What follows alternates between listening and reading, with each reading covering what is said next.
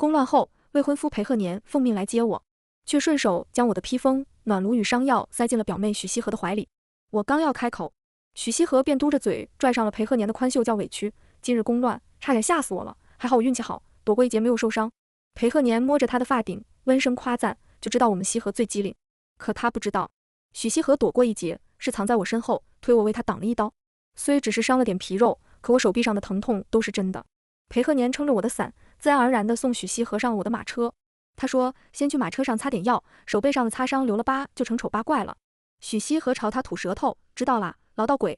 他看得到他的擦伤，却看不到我衣袖上的血，血落进伤口里，又冷又痛。我转身走向大姐姐的马车，裴鹤年烦躁喊道：阿瑶，别又闹。我没有回头。裴鹤年，我们退婚吧。订阅练练推文，每天更新精彩完结文，正文现在开始。01，裴鹤年愣住，西河受了惊吓，别让旁人看笑话。许西河的笑容也淡在了唇角，表姐，我是不是不该穿你的披风？你别生鹤年哥哥的气，我这就托给你。不用。我看向他，你若要还我，就不只是披风了，你的发簪、头面、玉饰、镯子乃至衣裙与坠珠鞋，哪一样不是我的？连你的马车本也是我的，一并还了我，你只能光着身子走回去了。许西河解披风的手一僵，红了眼眶，表姐，你与我算得这样清楚？来来往往的小姐、夫人们，视线在我们二人身上流转。裴鹤年受不住，一把攥住了我的手臂，别人都看着，你非要给西河难堪吗？他的手指扣进了我的伤口里，我疼得嘶了一声，他才面色一白，慌张松了手。你怎会伤了手臂？方才也不说一声，这衣袖上满是血污，到底有损仪容，是你亲手把我遮挡狼狈的披风给了别人，不是吗？我打断他，所以裴鹤年，我不等了，让伯母来将军府退婚吧。我退后一步，簌簌大雪落在我们之间，像从我们的15年里画下一条无法跨越的鸿沟。我抬脚走向大姐姐的马车，裴鹤年叫住我，西河胆小，无依无靠，你为何非要与他争？非要与他争？我愣住了。02，许西河是我姑母的女儿，姑母病逝后被接回了江家，一养便是10年。姑母并非嫡出，在江家也并无地位。许西河自小便小家子气，自然也不受待见。可母亲总记得，她生阿弟难产时，姑母踩着大雨捧来了一株百年人参，她知恩图报，便将好处都落在了许西河身上。祖母待许西河不冷不热，江家主母乃大房的大伯母，她也不喜许西和那假天真下的真算计。我的二房父亲对她还算和颜悦色，说不上喜欢，也谈不上讨厌。只有我母亲视她如亲生，耳提面命的让我将她当作亲妹妹。我的院子让她搬来一起住，我的女先生让她跟着一起学。我学琴棋书画与骑射时，也无一例外的带着她。连与我青梅竹马的未婚夫裴鹤年玩闹时，也从未落下过她。可不知道从何日起，我的宽容赠予与照顾都变成了理所当然。送入我院子的首饰之粉，他先挑一遍；端上来的果点与吃食，他拿走最好的那份。连与一众小姐们的小聚，他也占着属于我的座位，将我挤到一边。他犯了错，第一时间推给我；他不想做的活，撒娇耍赖推到我跟前。连他的字帖、女工与书画，也都成了我必须完成的任务。他嫌读书写字太枯燥，说琴棋书画静不下心来，嫌骑射轻浮不够优雅，偏偏只对和裴鹤年游玩上了心。每次出门时，我妆奁里的头面首饰，他总是比我先挑选。我喜欢的衣裙，他也总是早我一步穿在了身上。连我与裴鹤年吃茶时，他也刚刚好挤在我们二人之间。于是3个人的聚会，慢慢我被落了单。他们谈天说地追逐打闹时，我总在沉默地捧着茶碗喝苦茶。我不愿再带他，他便咬着唇在母亲跟前哭过一场，又去裴鹤年面前叫委屈。母亲骂我忘恩负义，将人硬塞进我的马车里。裴鹤年劝我别想太多，继续与许西河打打闹闹。从前裴鹤年先问我的计划，后来却由许西河定结果。连他送到我院子里的点心、玩意儿和首饰，也总是一模一样的备2份。后来我喜欢的玉被换成了许西和爱好的金，我爱吃的点心变成了许西和贪嘴的糖水，我喜欢的诗会也换成了许西和爱的戏曲。每一次我稍有不满，裴鹤年便是那句：她也是你妹妹，无依无靠，好不可怜，你别与她一般计较。这一不计较，便把我的东西统统塞进她手里，我问都成了抢。冷风灌进眼里，我眼眶莫名发涩。大姐姐隔着车帘叫我：三妹妹，上车。我抬脚时，裴鹤年冷声问我：你明知西河敏感脆弱，非要人前故意与他割席，披风给他是我的错，可你不该将怨气发泄在他身上。江瑶，你若不与我们同车而回，可知旁人会如何议论西河？我回头看他，被抢了披风、暖炉与伤药的是我，可我青梅竹马的未婚夫却在为他鸣不平，叫委屈。裴鹤年，你不是怕别人说，你只是怕别人说对了。他面色一白，你们明明可以一起回府，晚一步上马车又有什么关系？何至于死揪着不放？我不愿在自己的马车里只能坐旁边，我也不愿总拿别人挑剩下的东西。裴世子不愿意受委屈，不是错。他没来得及回话，我已钻进了马车。风鼓起车帘，裴鹤年还站在路边，撑着当初我送的玉骨伞，却让我被白雪淋了满头，失魂落魄上了别人的马车。03，大姐姐把暖炉塞进了我手里，备用的披风也搭在了我身上。她叹息，不是不给你，是让你看清，你本也有，是被占了去。阿瑶护不住自己的心善，是无能与懦弱，没有人能帮你一辈子。我吸了吸鼻子，多谢大姐姐教诲，我知道了。我又抬眸看向她，我若与裴家退婚，大伯母可会动怒？江家靠大伯父的军功撑住了门楣，一家人为大房马首是瞻。大伯母乃太傅之女，门庭高贵，最重规矩，我怕她不会答应。可大姐姐拍了拍我的手背，比起名声，母亲更看重的是女子的前程与幸福。你不要，便端端正正说不要，不能模棱两可，含糊不清，拿我母亲当刀使。我紧了紧帕子，轻轻点了点头，我知道了。江家府门前，我方才下马车，裴鹤年便堵在了我面前，我骑马过来的，扔下西河一个人在马车里哭，你满意了吗？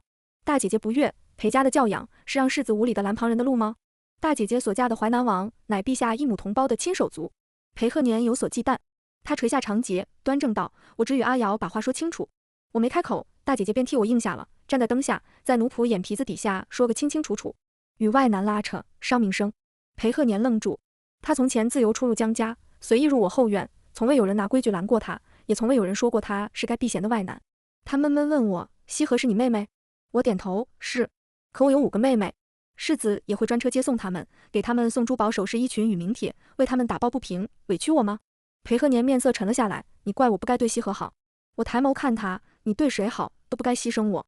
他眉间涌现3分烦躁，你让我如何？我也问道，我也想问你，你要如何？他说不出来。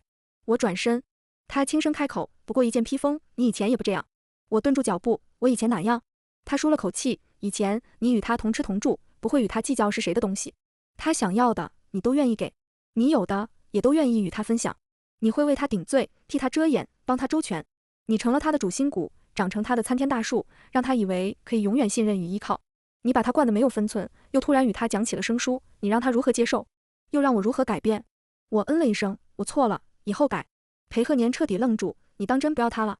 我回他，也包括你。04，他声音彻底冷了下去，你真要退婚？风雪大了，大姐姐叫我，你手臂上有伤，受不得动，回府。大姐姐转身，我抬脚跟上。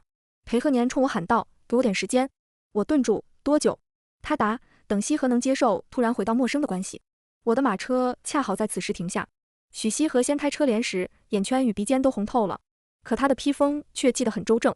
而他最先看到的也是裴鹤年，鹤年哥哥，腊八那日你还会陪我入宫吗？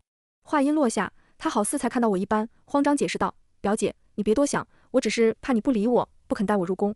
我回道，你推我为你挡刀时，没想过以后我不会带你入宫吗？裴鹤年呼吸一顿，他受伤是因你推他挡了刀。许西河涌出了慌乱的泪来，我不是故意的，我当时太害怕了，表姐，你非要这么想我吗？又是这般，错的是他，哭的也是他，最后受委屈的是我，错也都在我。裴鹤年只愣神了片刻，便软下了眉色，阿瑶，西河胆小，他做不出那种推人挡刀的恶事来。我轻笑了一声，语气讽刺，所以我的伤都是为了污蔑他而故意撒的谎。我不是这个意思。我知道，你的意思是我的伤没关系，但一定要护住他。我大步进了院子，转身时看到许西河咬着唇，楚楚可怜地低着头，被裴鹤年摸着发顶轻轻地哄。他说给他时间，却在我转身之后就与他纠缠。退让与委屈，我都只认这最后一次，所以我没有回院子，而是径直去了主院。裙摆一撩，跪在大伯母身前，掷地有声道，求大伯母为我退婚。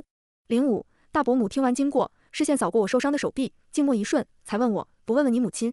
我绷紧了唇，摇了摇头，她太懦弱，不够清醒，情分里乱了分寸，总拿可怜人逼我，才让我退让到没了自己。她推我挡刀的事没人看见，说出去便是家丑，姐妹们名声都要遭殃。许西河懂，所以她推我去死。我不愿再忍。大伯母冷了眸色，退婚之事，我自会体面安排。你休要再在人前宣之于口，不怕脏了嘴，也恐误了姐妹们的名声。至于退婚之后的事，你无需恐惧。满京城多少儿郎，慢慢相看便是。你大伯父与大堂兄近日立了功，一个退婚压不倒江家的风骨。只你确定，已想清楚了？我坚决应道，我已下定决心，不再为人做陪衬，属于我与不属于我的，都该清清楚楚。我眼泪砸在手背上，颤抖的声音里都裹着委屈。院子里静的只剩大伯母的叹息声。我因许西河受委屈，母亲说的是做姐姐的让让又何妨？可大伯母却说规矩不能乱，江家女儿没有踩着姐妹争名夺利的先例。大伯母不喜许西河的算计，未必喜欢我护不住自己的懦弱。退婚是大事，他越过母亲插手祖母定下的婚事，亦有为难。我知道，可我能求的只有他了。大姐姐扶我起身，从中调和，退婚也不再一朝一夕。三妹妹总归要养手臂上的伤，静下心来再想想，踏出去的步子便没有了回头路。06，我退出主院后，许西河早等在院子里，他眼泪汪汪来拽我的衣袖，表姐，你手臂还痛不痛？你别生贺年哥哥的气，他已经知道错了，让我来好好劝劝你。他说东西送错了，是他不对，他也是看我胆小，一时忘了多问一句。表姐，你们青梅竹马的情分，不要因为一点小事就闹不愉快。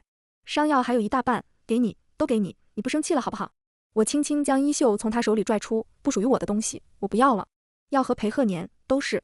他一僵，声音蓦地拔高了几分，你真要退婚？意识到自己失态，他身子缩了缩，我意思，婚事不是儿戏，你不能因为一时赌气就毁了两府的情分。我看向他，轮不到你操心，倒是今晚麻烦你搬回西边的院子。他身子一晃，你赶我走。我看了他一眼，院子是我的，不能因为你住了10年就当成了你的。衣裙、首饰、头面与书画是我的，一个不少都给我留下。他攥着药瓶的手泛了白，你明知道他们不喜我，你赶我出院子，便是推我去受罪。我笑了，你把江家的收留与养育当成了受罪，那你尽管回许家，你的继母想必不会让你受这般的罪。他滚下委屈的泪水，我们以前同吃同睡不分彼此，便是3人同行，也是欢欢喜喜毫无芥蒂，你为何突然这般对我？因为那时候都是我在退让与付出，而既得利益者的你，只有稳稳的幸福与快乐。许西河被我扔在了院子里，他依旧穿着我的披风，只是脊背塌了下去，不再那般理直气壮。07，偏院坐东朝西，不如我的院子宽敞与明亮。下人护短，看不起推自己小姐挡刀的表小姐，不听许西河使唤。一众姐妹早看透她对裴鹤年的心思，满眼鄙夷，避之不及。她缩在偏院里，过得不好，哭到母亲跟前。母亲来拿我时问，逼我去将人请回来。我问她，若她推我挡的那一刀抹了我脖子，母亲可会后悔拿女儿的命去填了一株人参的恩情？母亲面色煞白，声音弱了下去。西河说她不是故意的，何况一点皮肉伤，你不也好好的？我就知道，最终还是这般。所以我说，你吃了姑母的人参，恩情该你自己还。下次你去为他挡刀、顶罪和收拾烂摊子，我不会再拿自己填你的恩情。你若强逼，我便只能请父亲与大伯母主持公道。母亲神色大变，惊得失了声音。许西河缩在合欢树下，红唇紧绷，一转身便出了院子。一整日他都没有回来，不带下人，不报行踪，不寻规训。从前我会被母亲逼着去找，这次他又哭又闹，我视若无睹，缩在大姐姐跟前学她拿手的双面绣。大伯母要看我的态度，我便将我的姿态摆在了桌面上。她看在眼里，拨动茶碗，命下人去找人。下人回话，许西河去了裴府。大伯母茶碗一顿，脸色铁青。傍晚时，裴鹤年亲自送许西河回府。他为他开脱，阿瑶又在闹脾气，我实在犯难，便特请西河帮我出主意。乱了规矩，错都在我，还请伯母见谅，别罚西河才是。大伯母没说话，母亲却堆着笑脸抢了先。阿瑶这孩子被我惯坏了，柿子多担待。裴鹤年的视线终于落在了我身上。许西河嘴角一弯，抱着半包冷透的炒栗子凑到我跟前。鹤年哥哥专去城西给表姐买的，他怕你又不高兴，才不敢亲自送给你。我脾胃虚弱，大夫不让吃栗子，但许西河喜欢。我窥探了一眼大伯母的神色，见他面色如常，并没有阻止之意。我才侧了半个身子，避开了许西河伸来的手，温声道：表妹与世子一唱一和，指责我脾气差，小肚鸡肠，动不动不高兴胡搅蛮缠来闹人。试问依据在何处？许西河攥着炒栗子的手紧了紧，我没这意思。可你们的话是那么说的。我抬眼看向裴鹤年，你们湖上泛舟，茶室里听人说书，大街上买糖人，辛辛苦苦商议一天，最后便是用一包吃剩的糖炒栗子来敷衍我吗？裴鹤年眉头紧锁，你派人跟踪我？大姐姐放下茶盏，柿子话说得太重了。表妹借居将军府，不声不响跑出了府去，乱了规矩也失了体统，派几个下人去找，也只是为了她的安全。柿子不当家，不知道主母的艰难。许西河长睫一颤，面色白了下去。表姐知道的，我只是找鹤年哥哥诉苦。他声音弱了下去，因我垂眸轻轻嗤笑了一声，与外男私会与独处是大忌。表妹是说我教你乱了规矩？裴鹤年冷下眸色，阿瑶，你有怨气大可骂我，不要拿名声糟蹋西河。可你们乱了规矩，踩着我的名声来做挡箭牌的时候，为何没想过也糟蹋了我？裴鹤年呼吸一滞，大伯母开了口，阿瑶，手臂上的伤该换药了。我起身礼数周到，阿瑶失陪了。自始至终没给裴鹤年一个正眼。08，可转过回廊时，许西河追了上来。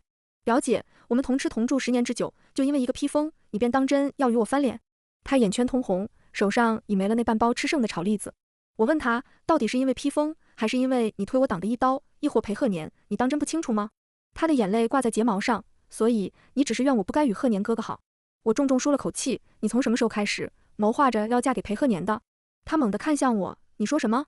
我看向他，他不喜女子沉闷，你便扔下女工语书画。他说女子骑射不雅，你便不肯再入马场一步。他喜青色，你便次次着青裙。他好喝茶，你便钻研茶道。连他最疼那个病故的俏皮妹妹，你也学她的样子，娇矜与俏皮。许西河，你的心思摆在了明面上。许西河攥紧了衣袖，这次他没红眼眶，也没装无辜，而是抬起下巴，与我平视道：鹤年哥哥风神俊朗，家世好，人还温柔细致有耐心，看上他并不意外吧？表姐，我没想过与你争的。这世间只有你对我最为包容与爱护，所以我不愿与你分开。我只想与你同嫁裴家，做个自在的应妾。我们3人依然在一起，你进退有度，定能周全内外，帮他护好家宅。而我懂他的心思，知晓他的情趣，能陪他排忧解闷。我们可以像过去的10年一样，3人行，始终快乐与圆满。说到这里，他蓦地红了眼圈，带上了哭腔。你我情同亲姐妹，同嫁一人，有什么不好？你为何非要因为一点点小事闹成这般田地？我承认，宫宴时我不够勇敢，在危险来临时，下意识推你为我挡了刀。可那是本能，不是算计。事后我也很后悔。表姐，你别闹了好不好？哪个男子不是3妻4妾？他娶我，总比娶一个外人强。他连抢都说得理直气壮，攥得我手腕都泛了红。我没再开口，而是轻笑着让开了半个身子，露出了拐角处一众看见好戏的姐妹和面色惨白的裴鹤年、09、许西和惊的身子一晃。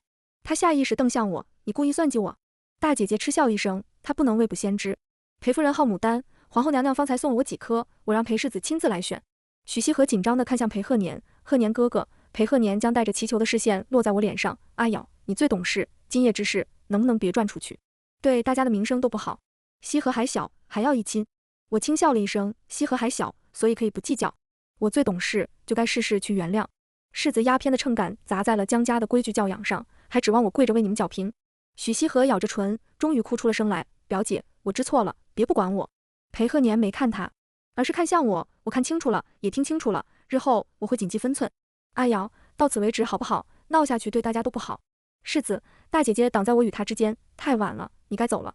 牡丹明日我自会着人送过去。至于江家家事，世子做不了主，3妹妹更是。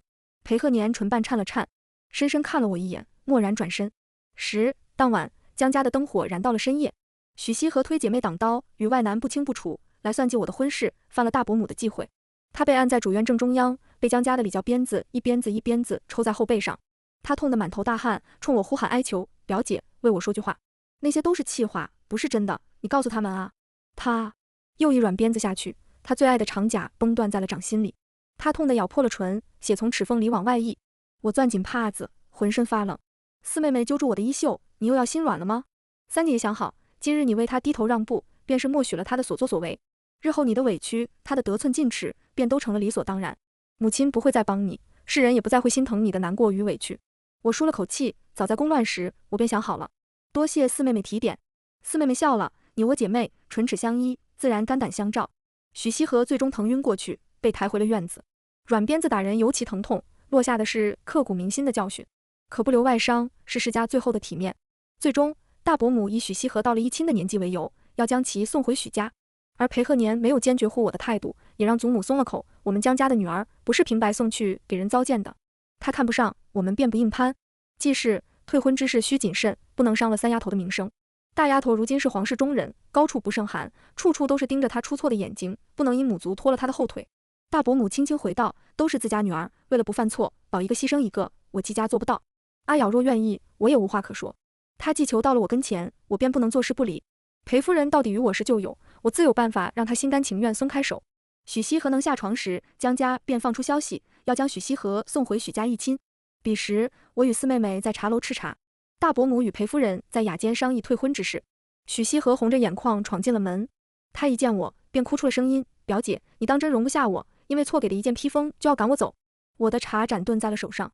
茶楼里人来人往，他跪的不是我，是我被践踏的名声与前程。裴鹤年也紧随其后进了门。阿瑶，别闹。4妹妹轻嗤一声，世子是来找3姐姐的吗？裴鹤年眸光缩了缩，西河说他无家可归了，请我来求你3姐姐。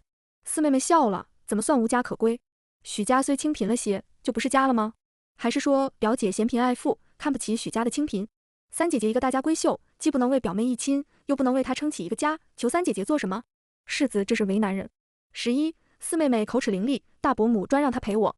那些我说出来掉身份的话，她一个10来岁的孩子倒是好开口。裴鹤年不满地看向我，西河哭得可怜，你怎么忍心？四妹妹莫名看向他，又不是三姐姐让她哭的，世子凭什么以质问的口吻来欺负我三姐姐？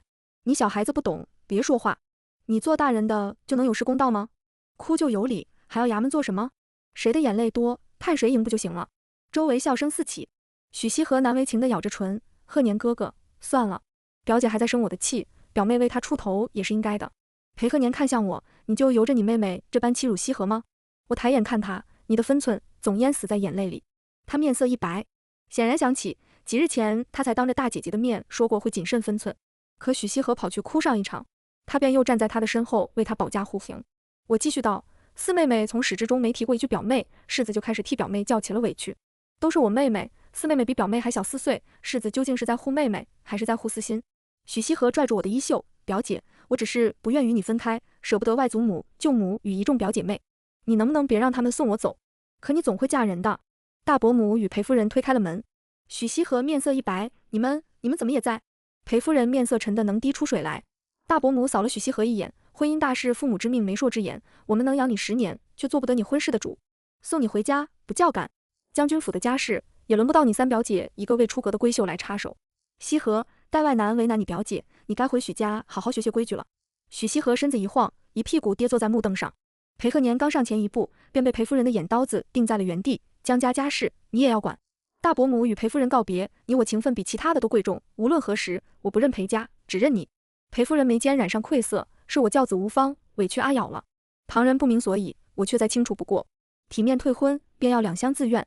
裴夫人今日亲眼看到裴鹤年的偏心与对我的刁难，退婚之事，她便应下了。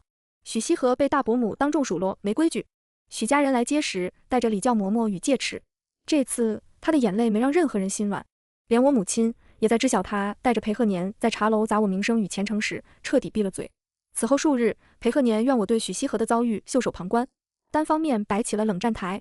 宴会相遇，他对我视而不见；佛寺偶遇，他也扫了我一眼，便扬长而去。连在茶楼上擦肩而过，他也招呼都不愿打。他以为是在给我教训，可他不知道的是，大伯母为我相看了他娘家侄纪云川。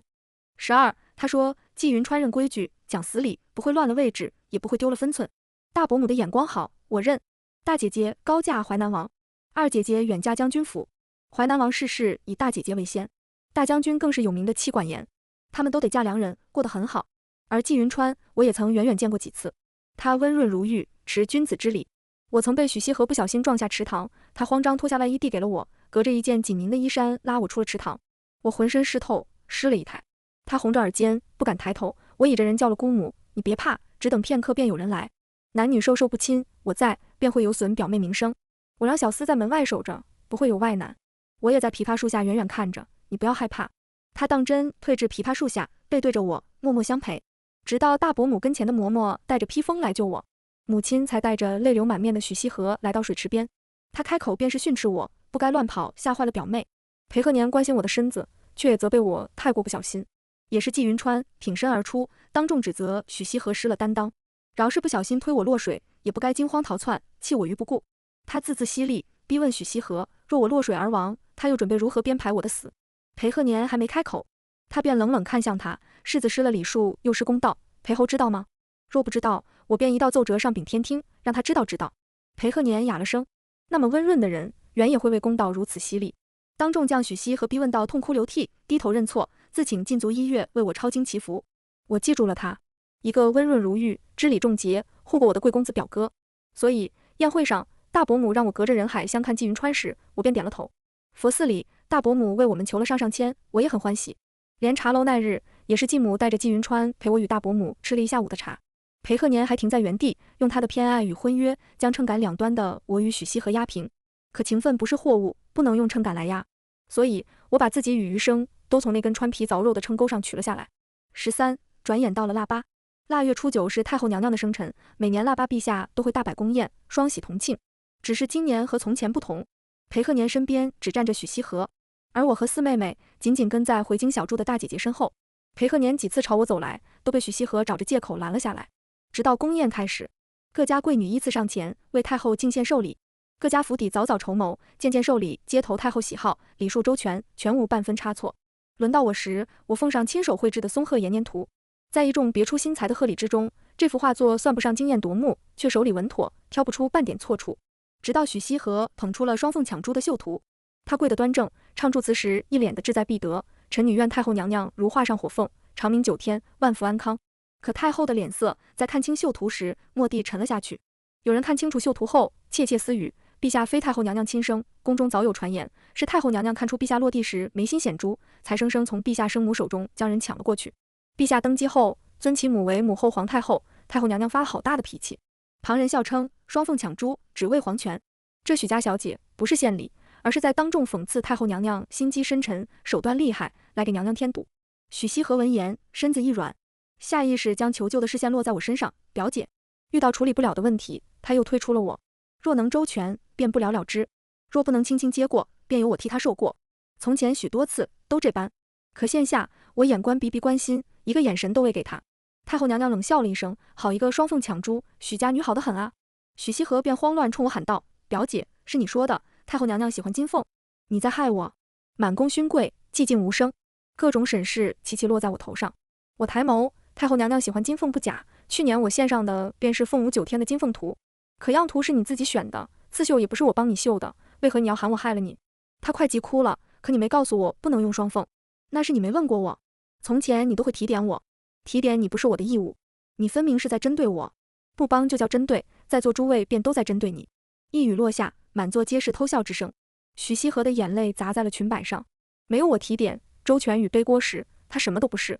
阿瑶，裴鹤年看向我，你明知西河并无冒犯太后娘娘的意思，你善书画，懂双面绣，为他改上几笔就能周全过去，何苦让大家脸上都难看？他做错的事，最后是我让大家脸上都难看。裴鹤年的息事宁人，总是要我拿委屈去填平，可凭什么？我看向他，我替他周全，便能掩盖他的不用心。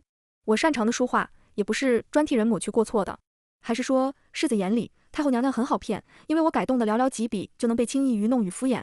太后的冷眸落在他脸上，裴鹤年才像被人狠狠扇了一耳光，苍白着一张脸，急急起身行礼道歉，是微臣言语失当，求娘娘宽恕。最后是陛下开了口，常言道，生恩不如养恩大。朕虽不是出自母后的肚子，可朕幼时染了痘疫，是母后衣不解带将朕抱在怀里。朕身子差，启蒙较晚，亦是母后一夜夜挑灯陪朕读书与练字。朕一路成长，诸多坎坷搓磨，可母后从未因朕没出自她的肚子而松开过朕的手。她接过那副双凤抢珠，轻嗤一声丢在了脚下。若无母后，朕落地时额头生疹，只怕活不到足月。她没有抢，是朕何其有幸能被母后选中。太后黑眸里裂开了一条缝隙，隐隐泄出了水光。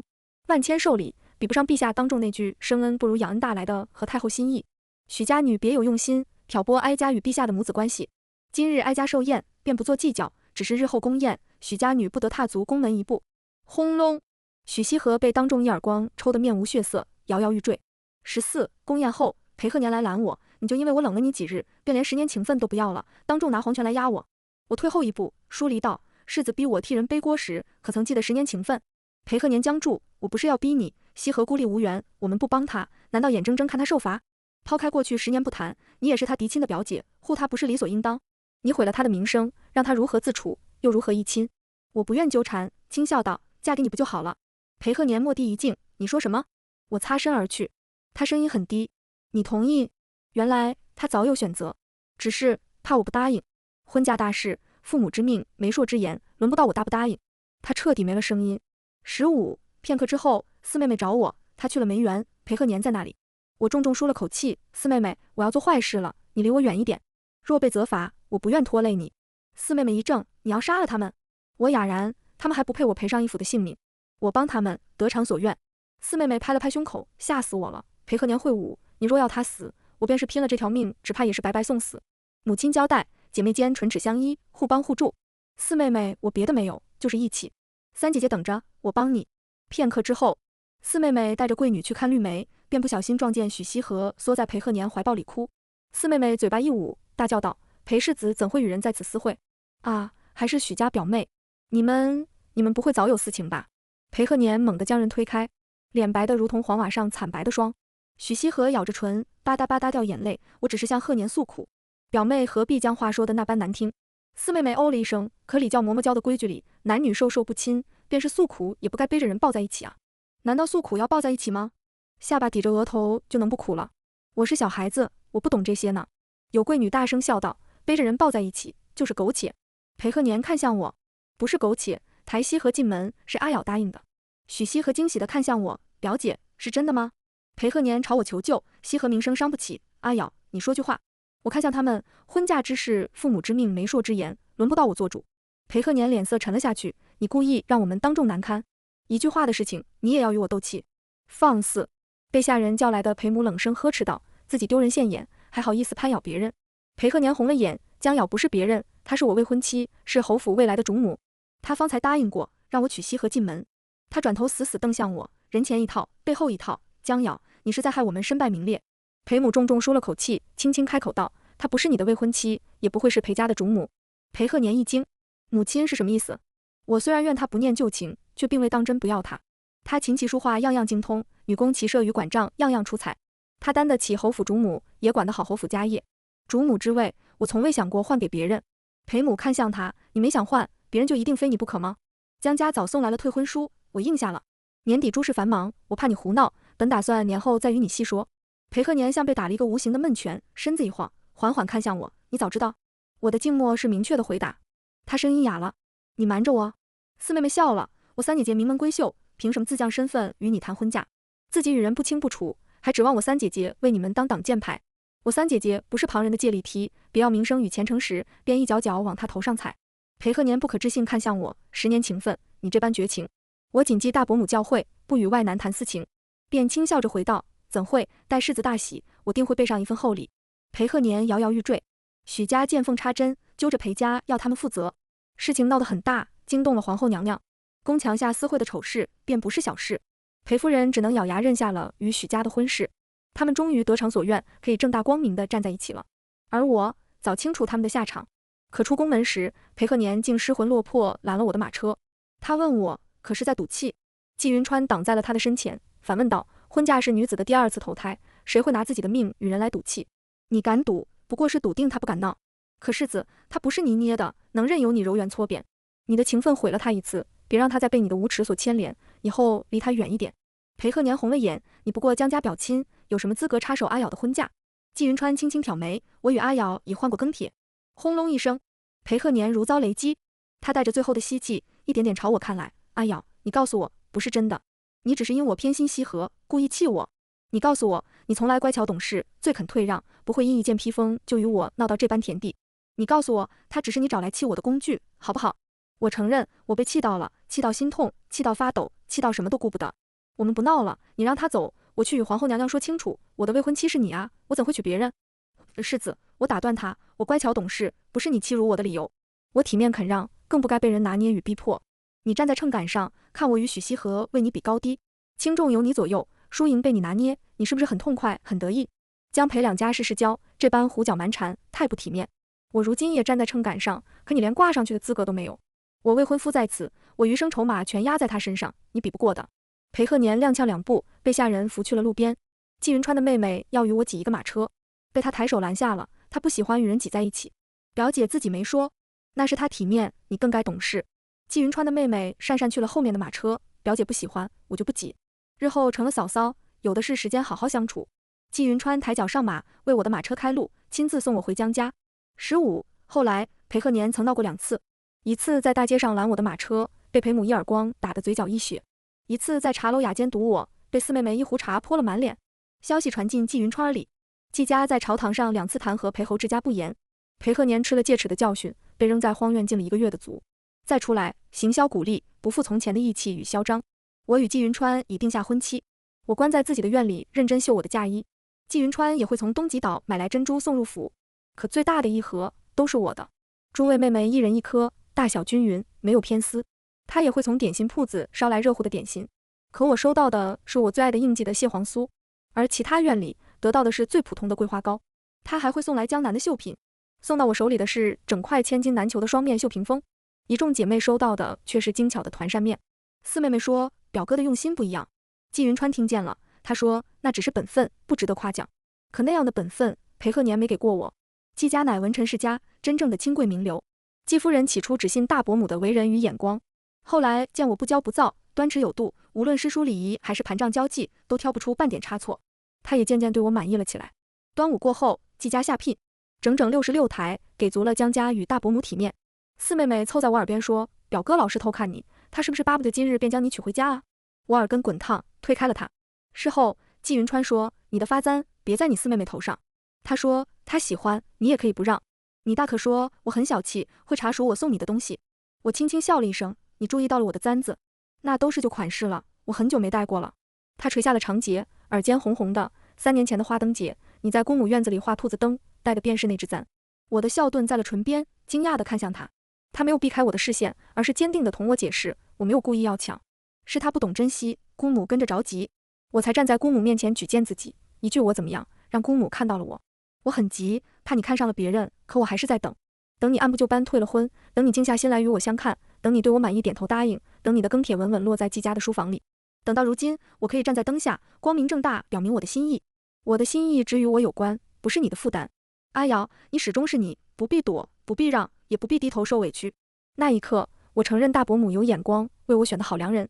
16不久后，许西河冲进了我院里，他哭得满面通红：“表姐，裴家不愿下聘。”我愣住，与我何干？他哭出声来：“从前皆是你帮我出主意的。继母提出66台嫁妆，与原本准备给你的一样，可裴家不愿，只肯出38台。表姐，我们终究是姐妹，你帮帮我。”我一根手指一根手指地掰开了他的手。凭什么？他摇摇欲坠：“你是不是巴不得我过得不好？你说呢？”我看向他，我若推你挡刀，拿你去顶罪，用你当做垫脚石，你还会大度地祝福我一生圆满吗？我起身，冲嬷嬷吩咐道：“日后外人进我院子，务必通传。再有擅闯者，别怪我拿家规责罚。”嬷嬷吓白了脸。许西河也僵在了原地。你说我是外人，你得了幸福也看不得我圆满，你才不配与我做姐妹。他大哭着跑去了母亲的院子。只这一次，母亲闭门谢客，没再拿他的恩情来压我。17裴家到底还是下了38台的聘。许家不依。裴家管事说道：“江家什么门第，许家何种身份，也配相提并论。再说江小姐名门闺秀，京中世家踏破门槛抢着求娶，而你许家姑娘当众与人搂搂抱抱，被太后娘娘当众斥责，还搅黄别人婚事，取而代之，能给你几台嫁妆，都是为顾着侯府的脸面。再闹婚事拖着便是，明年流年不利，不兴嫁娶，便等后年再议。许西河耽误不起，许家也不愿与裴家结仇，婚事就那么定下了。后来我们同日出嫁，季家祖父乃天子之师，陛下亲自登门贺喜，满京勋贵来了大半。裴家门庭冷落，许多勋贵送去贺礼，转头便来了季家喝一杯喜酒。裴家酒席空了大半。裴鹤年错把榆木当珍珠，成了满京笑柄，甚至因人酒席上一句同日嫁娶，他半点比不得季云川，他便恼羞成怒，与人大打出手，落得头破血流，狼狈收场。那么疼爱许西河的他，也会在新婚夜与之大吵大闹，最后一拍两散，洞房都没有。一个在婚房里哭到天亮，一个在书房里躺到天明。后来听说许西河不善掌家，迎来送往也多有欠缺，几次宴会都因宾客座次、贵人忌口与招待不周，将宾客得罪大半，草草收场。他苦心钻营的讨男子欢心的本事，没有帮他撑住他要的圆满。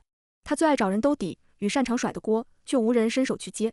他与裴母不和，与裴鹤年生了嫌隙，被下人阳奉阴违，遭许家当作弃子。他走投无路，哭着来找我。这次他态度诚恳许多，脸上摆着明晃晃的悔。当初你让我学看账，多看书，我总以为你是禁锢我，可待我入了侯府，才知自己什么都不会。哄裴鹤年高兴，不会被人高看；讨他欢心，也不会被裴母喜欢。你不再为我周全与兜底的时候，我才知道我什么都捏不住。我们明明也那么好，整整10年啊，你怎么会说与我断情绝义就断情绝义了呢？我看向他，是啊，整整10年，你从我身上索取，拿我当垫脚石，推我去挡刀石，怎么半点都没有不忍心啊？他捂着脸无声哭了出来。我错了，我当时鬼迷心窍，觉得没了你，我便能代替你霸占整个裴鹤年。可我如今得偿所愿，却也一无所有了。我不抢了，你能不能帮帮我？我真的走投无路了。那是你的事。我看向他，我没有落井下石，以示慈悲。你不能指望我菩萨心肠，还能度要我命的歹人一世苦厄。他被下人拦在了茶室外面。不久后，裴鹤年来接人。许西河的失魂落魄，与我如今的温书娴静对比分明。他视线落在我身上，满眼痛楚。我错了，我好后悔。他处处不如人，拿不出手，也丢了天真，怎么看怎么碍眼。阿瑶，对不起，我不该把你的忍让与委屈当作理所当然，更不该认为你的兜底与背锅是本分。是我太早把你摆在了主母的挂钩上，来压平我后院那根凭我取舍的秤。我没有回头，因为今日的道歉缝合不了昨日的伤口，而我早就不需要了。可门外的许西河听见了，他歇斯底里，闹得不可开交，不惜当众喊出那句：“你分明是对江瑶余情未了。”裴鹤年的一耳光打烂了他们的10年情分。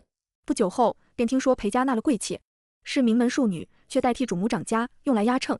二人你来我往，斗得不可开交，直到那人的戒尺落在许西河婢女的掌心，砸碎了许西河最后的体面。而那时候的裴鹤年没有护他。